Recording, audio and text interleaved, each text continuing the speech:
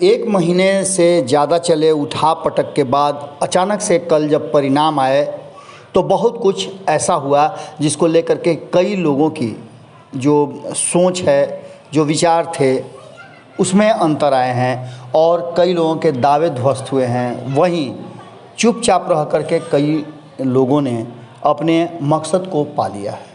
यानी कि चुनाव परिणाम के बाद जहां एक तरफ राष्ट्रीय जनता दल को करारा झटका लगा है, तेजस्वी यादव की सारी मेहनत बेकार चली गई है, लालू प्रसाद का पटना आना भी निष्फल हो गया है, वहीं आपको बता दें कि नीतीश कुमार चुपचाप इस दोनों सीटों पर अपना कब्जा जमाने और जमाए रखने में कहिए तो सफल हो गए हैं। लेकिन इससे भी बड़ी बात हुई है कि तेजस्वी यादव को इस पूरी घटनाक्रम जो है एक महीने के उठा पटक के बीच में 21 विधायकों का झटका लग गया है।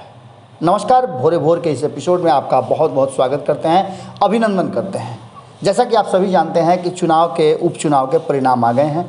देश भर में उपचुनाव हो रहे थे और बिहार के उपचुनाव को विशेष रूप से देखा जा रहा था, क्योंकि यहाँ के उपचुनाव में विशेष बात ये थी कि दावा विपक्ष के तरफ से किया जा रहा था। विपक्ष की बात अगर छोड़ भी दें तो राष्ट्रीय जनता दल की तरफ से किया जा रहा था और लालू प्रसाद जैसे अनुभवी नेता के द्वारा किया जा रहा था कि दोनों सीटें हमारी होगी और हम सरकार बदलने में, सरकार गिराने में भी सफल हो जाएंगे। साफ तौर पे इस चुनाव को बड़ा ही अहमियत दी गई थी और इस चुनाव में जीत के दावे सभी तरफ से किए जा रहे थे। जीत के दावे तो कांग्रेस ने भी किए थे और जीत के दावे लोक जनशक्ति पार्टी रामविलास पासवान ने भी किया था। वहीं आपको बता दें कि जीत का दावा करने वाली राष्ट्रीय जनता दल और जनता दल यूनाइटेड के बीच में सीधी टक्कर थी। ये चुनाव परिणाम से भी पता चल गया है। दूर दूर तक कहीं कोई टक्कर देने वाला नहीं था, न ही यह त्रिकोणीय मुकाबला हो सका और शायद यही कारण है कि तेजस्वी यादव की हार भी हुई।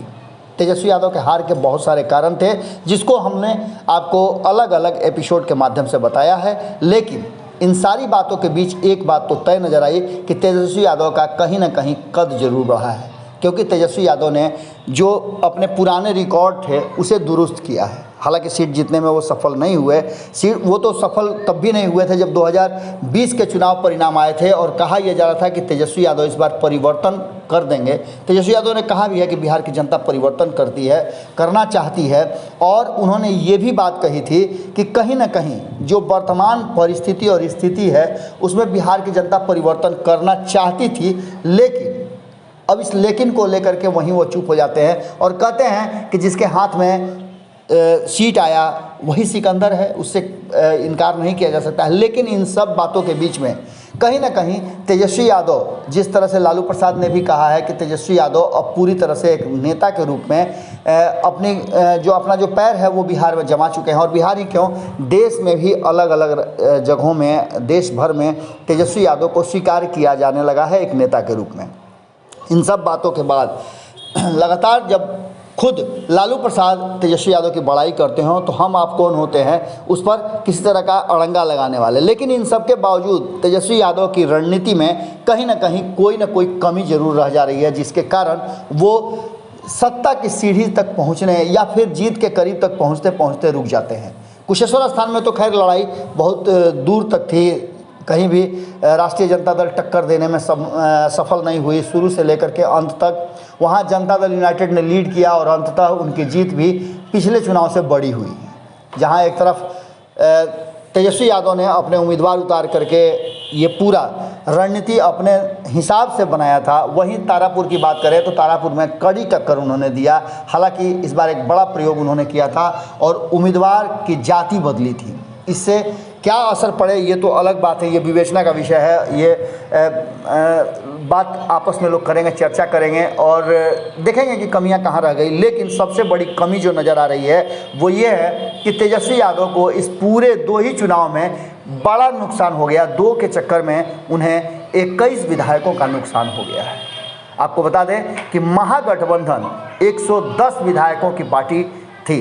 110 विधायक बड़ी मजबूती के साथ महागठबंधन में खड़े थे और इस बात को लेकर के हमेशा एनडीए बैकफुट पर रहती थी कि ये एकजुट है और हमारी एकजुटता पर सवाल खड़े हो रहे हैं। लेकिन इसका 2 सीटों के उपचुनाव में ये बिल्कुल उल्टा नज़र आया। जहां एक तरफ एनडीए एकजुट नज़र आई, वहीं पूरी तरह से बिखरा हुआ नज़र आया कहीं ना कहीं महागठबंधन में वो चीज़ नहीं दिखी जो 2020 के चुनाव में देखने को मिली थी। हालांकि एक बात तय था कि तेजस्वी यादव ने तब भी 2020 के चुनाव में भी फ्रंट फुट से लीड किया था, इस बार भी वो फ्रंट फुट से लीड किए। और इस बार तो एक विशेष बात ये हुई थी कि उन्होंने कहीं ना कहीं लालू प्रसाद को भी चुनाव में उतार दिया था।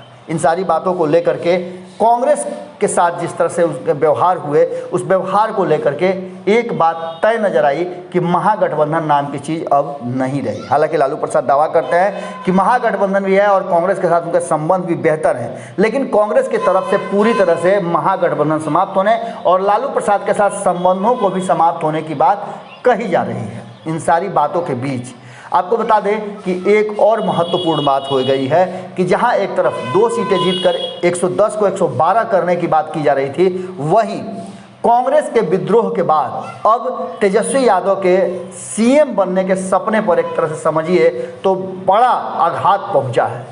लालू प्रसाद लगातार ये कह रहे थे और उनकी पार्टी की तरफ से अन्य नेता भी कह रहे हैं। शिवानंद तिवारी की बात कर लें, आप बात कर लें जगदानंद सिंह की, आप बात कर लें श्याम रजक की, ये सारे लोग दावा कर रहे थे कि हम पूरी तरह से सरकार बनाने में सक्षम हैं। ये लड़ाई सरकार भर से जनता की है और दोनों सीट जीत करके हम सरकार बनाने की स्थिति तक आ जाएंगे, क्योंकि इस चुनाव को हारने के बाद जदयू के बहुत सारे नेता और यहाँ तक कि दावा किया जा रहा था कि जीतन राम मांझी और मुकेश सहनी भी पूरी तरह से अब उब चुके हैं भारतीय जनता पार्टी और एनडीए के में रह करके। इन सारी बातों को लेकर के जो दावे किए जा रहे थे वो अचानक से इन 2 सीटों के चुनाव परिणाम आने के बाद ध्वस्त हो गए। एक तरफ जहां उन्हें 2 सीटों का नुकसान हुआ जो जीतने वाले थे वो, और वहीं 19 सीट जो कांग्रेस के पास थी उसका भी नुकसान कहीं ना कहीं तेजस्वी यादव और लालू प्रसाद को हो गया है। महागठबंधन से वो अपने आप को बाहर मान रहे हैं।